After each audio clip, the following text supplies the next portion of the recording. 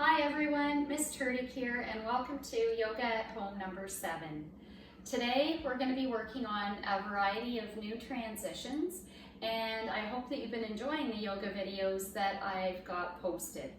So before we get started, make sure you've got a trusted adult to supervise you or to participate alongside you. Make sure that you've moved away any furniture or other objects that might get in your way. As you can see, I've done that in my space. You can do yoga either on a carpet, or if you do happen to have a yoga mat, you can get your yoga mat out and do it on that as well. Just make sure that you're in comfortable clothing. Bare feet are preferred. Sock feet work well. Just if you're in shoes, make sure you take those off. You may also want to have a water bottle handy and to use as our props, things like pillows or a roll of paper towels work really well. So let's get started. As we always do, we'll begin in Savasana or resting pose. So simply laying on our mat with our feet splayed, our palms facing up, and you'll take a few long breaths in and out just to relax yourself.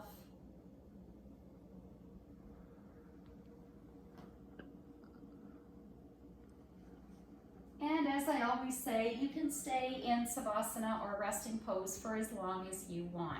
If at any point in our practice you feel uncomfortable or overwhelmed, please take Savasana. If you are experiencing any pain whatsoever, please stop with that pose. Okay, let's try child's pose. This is one that we are all familiar with.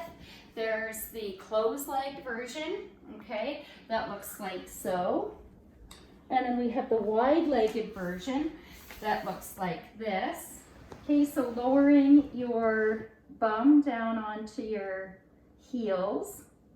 And we're going to spend a little bit of time in child's pose. So you want to really relax your shoulders to your mat. You can rock your forehead back and forth on your mat or on your carpet.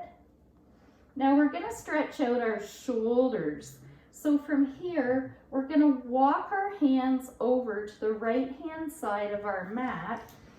And we're going to really feel a stretch across our shoulders and down into our left hand side. So just walking those hands as far to the right as you possibly can, making sure that your feet and your bum are touching. Okay, from there, we're going to walk our hands all the way over to the opposite side of our mat. Now they're on the left-hand side. We're feeling that stretch across our shoulders and down into the right-hand side of our body. Okay, coming back to center and really stretching out those shoulders. From there, coming into our tabletop position, and we can take a few cat-cows. So we're gonna come into our cow and arching our back like a Halloween cat. Again, cow and cat. And you can do as many of these as you feel are necessary just to loosen up the muscles of your back. I'll do one more. Okay, from there, pushing into our toes and coming into our downward facing dog. So you're going to come high onto your toes, making an upside down V shape with your body. When it feels comfortable, lower your heels down as far as you can. They don't necessarily have to touch the ground, just until you feel a nice stretch across the back of your legs. Okay, pedaling out your legs, swaying your hips from side to side. Come high onto your toes. Lower to your heels one more time. Bend your knees, and then we're going to walk our feet to our hands and come into a forward fold. Now for forward fold, you can reach for opposite elbows. You can sway back and forth, nodding your head yes and no. From forward fold, lowering our hands to the mat, coming into a halfway lift, so palms against shins. Lowering down, rising our arms up, interlacing our fingers, and coming into a crescent moon. So we're going to lean to the right, stretching out our ribs on our left-hand side, feeling that stretch. Now you want to make sure that your toes are together, your heels are together, ankles and knees together. From there, coming up to center and moving over to the left-hand side. Again, you'll feel a nice stretch across your right ribs.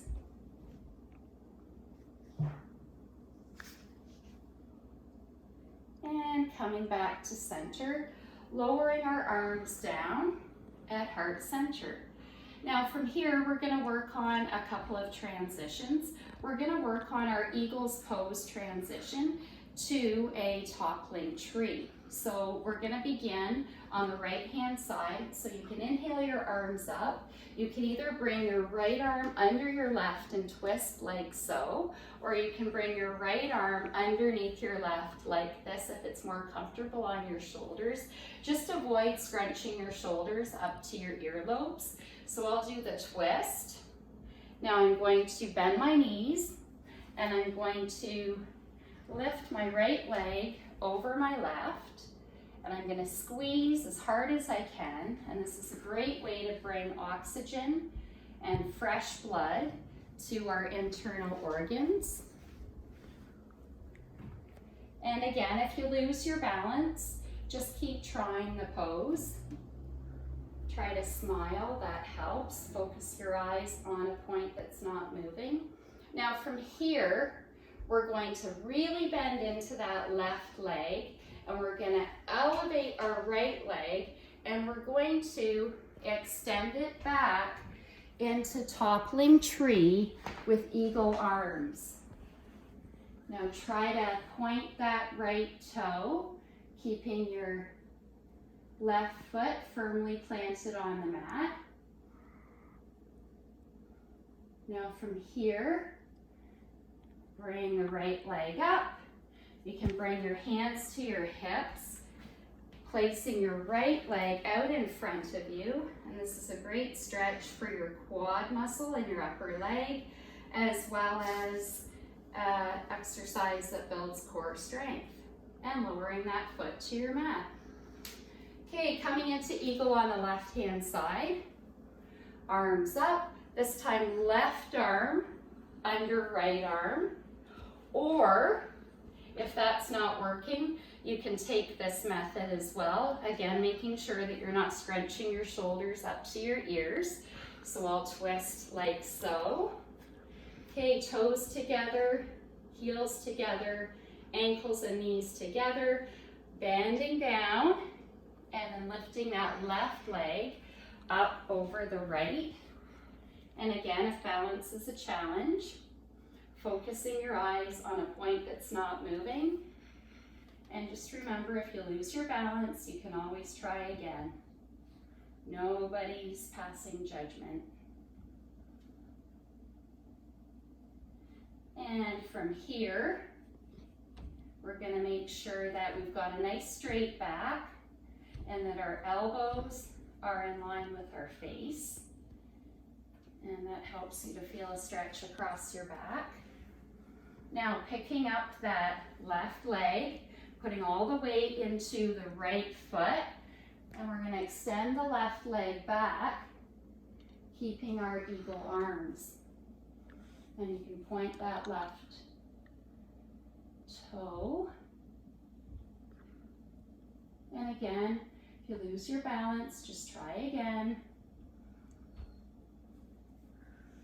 Okay, from here, hands come to your hips, keeping the weight into your right foot, extending the left foot forward for a nice stretch in our quad muscle, our upper leg muscle, and building some tummy strength. And lowering that foot to the floor. Our next pose today is going to be our runner's lunge. Now, runner's lunge is going to look a little bit different because I am going to introduce you to some transitions that you can include with runner's lunge just to mix up your practice. So, for runner's lunge, let's inhale our arms up, lower them down to heart center, come into a forward fold with a halfway lift, lowering our hands to our mat, and let's put our right foot forward, left foot back, coming into our runner's lunge. Now you can do what I'm doing with my arms. Now you're welcome to keep your arms on your right knee, or you could come into a back bend and elevate your arms. So a couple variations with your runner's lunge. You just want to make sure that your right toes are pointed forward, left toes are pointed forward, and there's no bend in your back leg. Now here's where the transition comes in. Okay, we're going to make L shapes with our arms, like so, and then now we're going to bend into that back knee, not letting it touch the floor, and come back up. Bend into the back knee and come back up. Bend into the back knee, come back up. One more time, bend into that back knee, come back up. Finish off your runner's lunge. Windmill your hands to the floor and bring the right leg back, coming into our downward dog. Now from here, we're going to elevate our left leg. We're going to bring our left leg to our hands by placing the foot down, coming into runner's lunge on the opposite side. So once again, you can bring your arms back like so. There's always the option to put your hands to your left knee, or inhale your arms up into a back bend. So again, toes pointed forward, no bend at this point in the back leg. Now let's do our transition. L shape with our arms, lowering down, not letting our knee touch the floor. Pushing back up, using our leg strength to move us up and down. 2 more times. Go down. And again, notice how my knee's not touching the floor. Up again and down. And you can finish off your runner's lunge however you'd like. I'll come into our standard runner's lunge. And I should point out too that for runner's lunge, you don't want your tummy down on your leg like this. You want to keep your tummy elevated. Windmill your hands to the floor. Put your feet back. And we can add a flow. So let's come into our high plank, lowering down.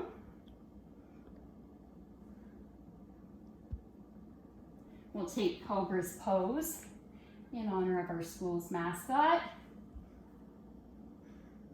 Hands down, come back up, downward facing dog. So we'll hop forward, put your toes together, bend your knees, and spring forward to the top of your mat. Inhale your arms up. Bring your hands to heart center. Now you may want to take a little break for a drink. I'm just going to refer to my notes and see what's up next. Okay, so now we're on to our dancer's pose to our tree pose transition. So dancer's pose, we all know this one. Inhale our arms up, right arm down like we're serving something in a restaurant. Picking up our right foot in our right hand, and you want to grab onto your foot at the big toe spot, making sure that your knees are aligned. And again, it's very important that you focus your eyes on something that's not moving. Now this is dancer's pose. So if this feels good in your body, you're welcome to stay here just like this. So we can tip forward, coming into our full expression of the pose. And it helps if you smile. And again, if you lose your balance or if you start to quiver, that's okay. Now from here, we're going to take a tree pose. So hands to heart center. Your right foot can either come to your ankle, like so, your calf, or you can bring that right foot to your inner leg, up high. Now you're welcome to stay in tree pose like this, or if you'd like to grow the branches of your tree, you're more than welcome to do that. We'll grow our branches, and I'll look up at the ceiling, try to practice my balance. You can add a smile. And from there, bringing our hands back slowly to heart center and lowering our foot to the floor. If you ever notice that your feet are starting to cramp up, mine often will do that, just give your feet a little shake, like so, and that helps to loosen the muscles in your feet. So let's inhale our arms up, left hand side, left arm comes to our sides like we're serving something in a restaurant on a platter, picking up our left foot, and again, grabbing for that spot on our foot by the big toe, and we're going to tip into our full expression. And again, if the full expression doesn't work for you, you're welcome to come back to our starting point in dancer's pose. You know how your body's feeling and what works best for you.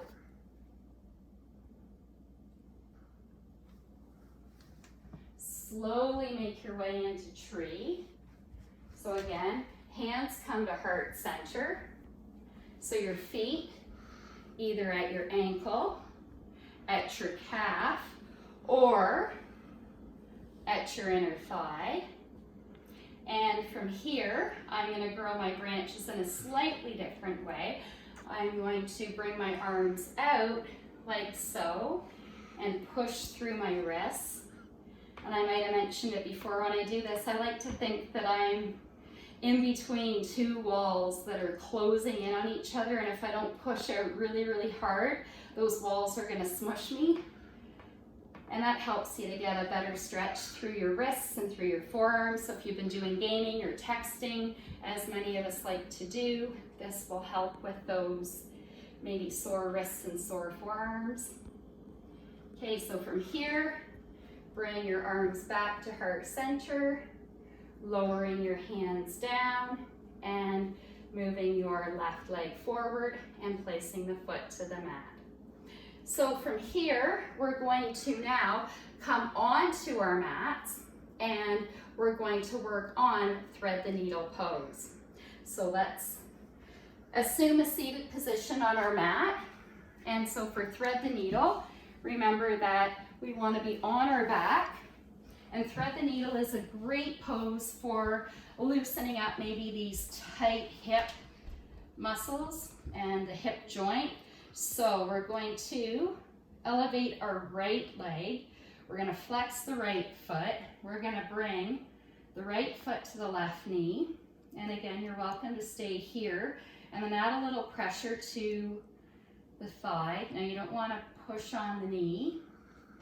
If you feel comfortable with this, you can reach through the space that you've created and grab your shin, and then use your elbow to keep that right leg back, making sure that your head, neck, and shoulders stay fixed on the mat. And if you want a deeper stretch, you can simply lean a little to the left, and that will do just that for you. Now, if you want to try this technique but you're having a hard time reaching through your legs, sometimes you can wrap up a bath towel or a beach towel or a t-shirt and use that as an extension to your arms to help you grab that shin on the left leg. Okay, that's a pretty good stretch. I'm gonna lower down my legs. Now this time, I'm gonna inhale my left leg up, bring my left heel to my right knee, making sure that my foot is flexed so I don't injure my leg. And I'm gonna press just below where the knee is. I don't wanna press on that knee joint. Okay, so as I was saying about the extension to your arms by using either a towel or a t-shirt, this is where you would take that and then just wrap it through so it would allow you to grab onto that shin. Okay, so if you've got the flexibility, you're welcome to do that now. And again, using that left elbow just to press into the left leg. Okay, making sure the left foot stays flexed. You can tip a little to the right hand side for a deeper stretch in the hip.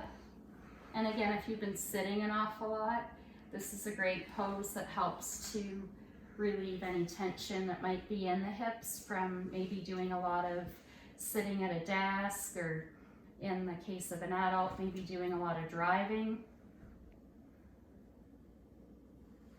Okay, and we're gonna lower our feet to the floor, and we're gonna come into a seated position. And from there, we're going to work on our flows with some core work. Now, we've already done one flow, you'll remember, as we were transitioning in our runner's lunge pose. So this time we're gonna work on the flow without Cobra's pose, coming to an upward dog. But I'm gonna introduce some core work that you can use that'll just make that a little more interesting for you. So you're gonna come into your downward dog. Now from here, you're gonna elevate your right leg, keeping your left foot planted on the mat. You're gonna bring your right knee to your nose, like so, and then bring the right leg back. Now, right knee to right shoulder or elbow, whatever works for you, and then bring the leg back. Now, right knee to either left elbow or left shoulder, whatever works for you. And then bring that leg back. And then from here, we're going to lower the right foot and move into our flow. So nice and slowly, lowering to our mat, rolling onto our toes, and coming into upward dog. And then rolling back on our toes, downward dog. Okay, let's do some core work on the opposite side. So we're gonna inhale the left leg up. We're gonna bring our left knee to our nose and hold. Bring the leg back up. Left knee to left shoulder or left elbow, whatever works for you. And try to keep that leg tucked as tight to your body as you can. It'll work your core more. And bring that leg up.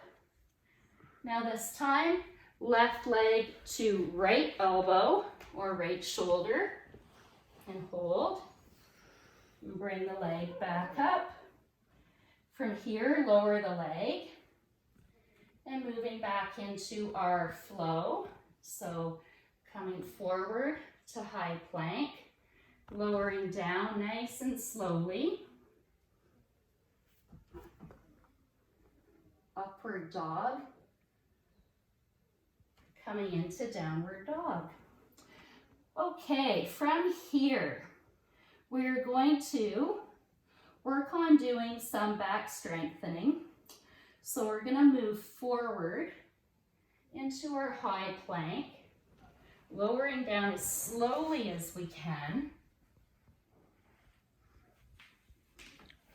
Now coming into our full locust pose. So full locust is very much like our Cobra's pose. So you're gonna keep the shoelace part of your foot on your mat like so. And you're going to either bring your arms alongside your body like this, or for a shoulder stretch, you can interlace your hands, and then we're going to elevate our feet. And this is our locust pose. And you want to try to bring your arms as far as you can off your back. And that creates a nice stretch. You might see my legs are quivering. That's just my muscles working. And that's a good thing. Okay, we're going to lower down. Now, if you'd like, you can lower all the way down and then place your left ear to the mat. And this is kind of like a nice little stretch for your neck. And you can turn your head and place your right ear to the mat or to the carpet. Okay, now we're going to take bow pose. So we've done bow pose, I think, in one of the earlier videos. So for bow pose, again, if you've got a towel or you've got a large t-shirt, you can use that to help you grab your ankles, okay? So if you don't have those handy, you may want to just pause the video and go grab them now. If you are flexible enough, what we're going to be doing is reaching back, grabbing our ankles like so, and we're going to push into our tummy and then work to elevate our legs off the floor like so. And you want to flex your feet, and you see how my chest is off the mat, and you can smile and you can kind of rock around a little bit. And this is our bow pose. You can lower your feet to the floor. And for some people, it helps to take a child's pose. So you may want to come into your variation of child's pose just to loosen up those back muscles and just to give your back a little break. Okay, from here, we're going to be transitioning to our pigeon pose. So we've done pigeon pose before. So you may recall we need to be in a downward facing dog. And we're going to inhale our right leg up. You can bend at the knee like so, coming into a three-legged dog. And then we're going to bring the right leg back to center. And we're going to bring it through to our chest, turn the leg, and lower down. Now here's where our pillow or paper towels could come in handy. So if you're finding that your hip doesn't come flush to the floor or to your mat, you could insert the pillow in this space or insert your paper towels in that space. Now a couple variations. Okay, so you can choose to stay upright like this in proud pigeon, or you can try doing king pigeon. So for king pigeon, I'm going to bend my left leg, and then I'm simply going to reach back and grab that foot. And you'll feel a nice stretch across the top of the left leg. And you can work on moving that leg in and out to feel more of a stretch. Now, if you do feel pain, stop. Okay, and you can lower that leg back when you're ready. And our third variation for pigeon pose is in fact resting pigeon, which we've done. So again, lower your head to your mat, and you can bring your arms out like so. And you can rock your forehead back and forth. And this is a great thing to do if you're experiencing a headache. I know this time of year a lot of people suffer from seasonal allergies and they may feel congestion in their sinuses. This helps to relieve some of the pressure in the sinuses. Okay, from here, coming back up to proud pigeon.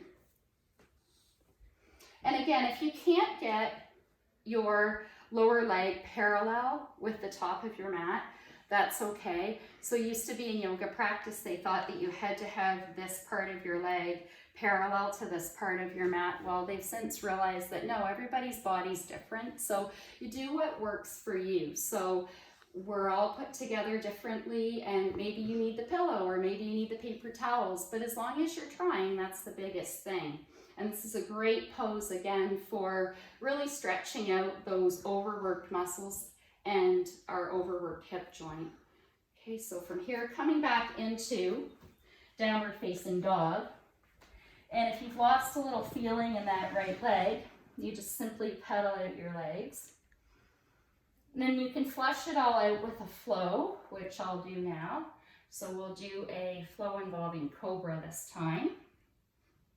So shoelace part of my feet to the mat.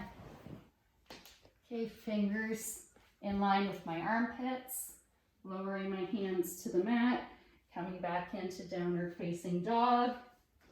Inhaling my left leg up, bending at the knee, coming into a three-legged dog on this side. When I'm ready, bring the leg back to center, bringing the knee forward up to my chest, lowering the leg. And again, on this side, you don't have to have this part of your leg parallel to your mat, and you can put a pillow or paper towels in the space you've created here. So we're going to work on the 3 variations. So this is proud pigeon. Maybe it feels good in your body to stay just like this. And if that works for you, great. If you're a little more flexible and you'd like to try king pigeon on this side, okay, we're going to bend our right leg, reaching back, and then grabbing for our big toe. And again, you'll feel that nice stretch in your upper right leg. And if this doesn't work for you, don't do it. Come back to proud pigeon, take child's pose, take savasana, or you can take our sleeping pigeon or resting pigeon. So for that, we're going to lower down onto our mat, arms out. And again, as I said, if you've got a headache or sinus congestion, rocking the head back and forth. Coming back to a seated position. And we're going to come into Savasana from there. So make sure that your feet are nice and wide on your mat, palms facing up. Long breath in, long breath out. You can stay in Savasana for as long as you want. You can close your eyes. Our bodies all need different things at different times.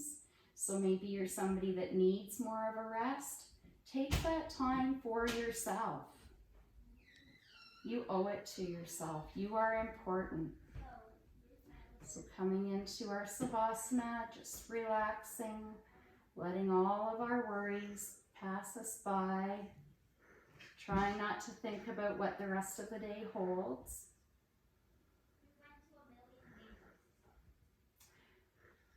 When you feel it's time to come out of Savasana, please do so. So thank you very much for joining me for Yoga at Home number 7. I hope that you're enjoying these yoga videos. Thanks for practicing with me, and namaste.